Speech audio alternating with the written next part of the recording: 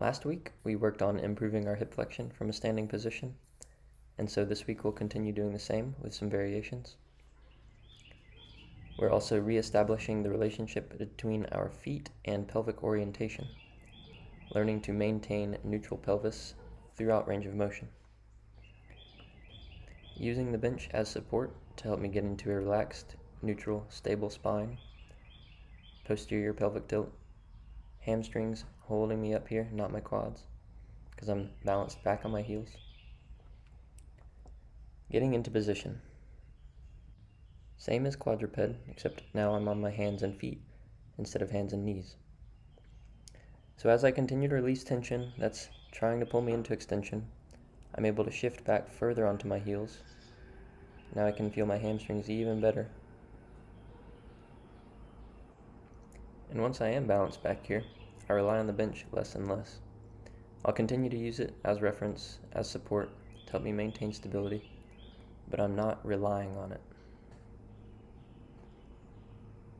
So breathing into posterior ribcage, expanding, as per usual. Releasing tension to allow me deeper into flexion. Shape of spine does not change. I'm only flexing at the hips here. With each inhale, I'm expanding, opening up space. With each exhale, I'm releasing tension so that I can move further into flexion, further through range of motion. And this principle applies with any range of motion that you're trying to access. You release tension while exhaling so that upon inhaling, you can open up more space. And then moving at the hips to stand up, not pulling myself up with my spine. This time I'm going to do a hinge. So, like a squat, we're moving through hip flexion, getting deeper into range of motion, but instead of flexing our knees to bring our butt to the floor, we're kind of trying to extend our knees, though they won't go too much further than they are right now because of the length of our hamstrings. But we can get our torso closer to the floor, or closer to horizontal, as we get deeper into hip flexion. So same setup, benches supporting us as we stabilize our spine, but we're not relying on it. Balanced on our heels, hamstrings holding us. Releasing tension without sacrificing stability. And this is largely an exercise in stabilization. People often think stretching, pull my leg as far as it can go, no matter what. But real functional mobility is built off of a foundation of stability. So you'll see the shape of my spine doesn't change throughout because that's what's maintaining the structure of my torso. This is what allows me to breathe with control and allows me to move my joint in isolation the way that it should move. As I exhale, I fold further into flexion, and from my head to my heels, my entire posterior chain is getting a good stretch. And in order to hinge back up into standing, think about hamstrings are shortening. It's really the only thing that changes here. Spine stays the same. I'll do more discussion on squatting and hinging next week. These were just introductions. In this next exercise, we are still applying the principles that we used in the squat, but now the emphasis is on opening up our shoulder flexion. That is, overhead arm position. So whenever we try to flex our arms over our head, our spine is sure to come along with it because most of us do not own full shoulder flexion. And when we reach over our head, we arch our back, crane our neck, whatever it takes, and that's fine. But now we're learning to do it just from the shoulders, more so.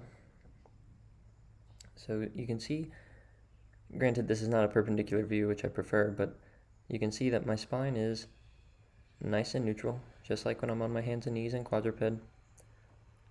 Relaxed, stable, long. And I'm using the bar not to hang on, because like I said, I'm in a slight squat here, resting on my heels, but I'm using the bar to help me allow my shoulders more overhead. And here I'm stepping more under the bar into deeper flexion, but I'm not compromising my spine or my pelvis. I'm still balanced on my feet here. The bar is just a reference, like the bench was earlier. Support, something to get feedback from, but not pulling myself further into flexion. I'm going to switch sides now so you can see the front. So pay special attention to the rib cage here. And notice I'm not using my abs to keep my ribs down, but I'm not letting my ribs flare open, because that indicates extension at the spine, which implies loss of stability. So exhaling, relaxing, then inhaling into the posterior rib cage, opening up that space. Space between my scapula is especially tight, thanks to climbing, how I climbed rather, because in order to find stability, I locked my scapula down toward my spine into retraction. So just like when we're on our hands and knees, we're protracting our scapula, not shrugging our shoulders up though, keeping them down. And I can relax further into shoulder flexion without compromising the stability of my torso. I don't have to use my abs to keep my ribs down.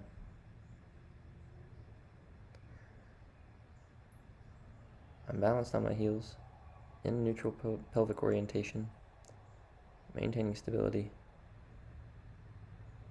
But as I let go of tension, I can open up more space. I do not have to sacrifice stability in order to achieve greater mobility. So spend some time here. Come back often. Explore. Learn. Grow.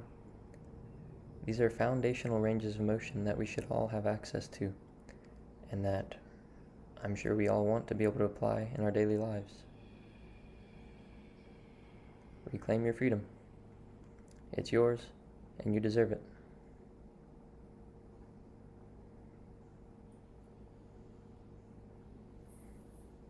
Enjoy.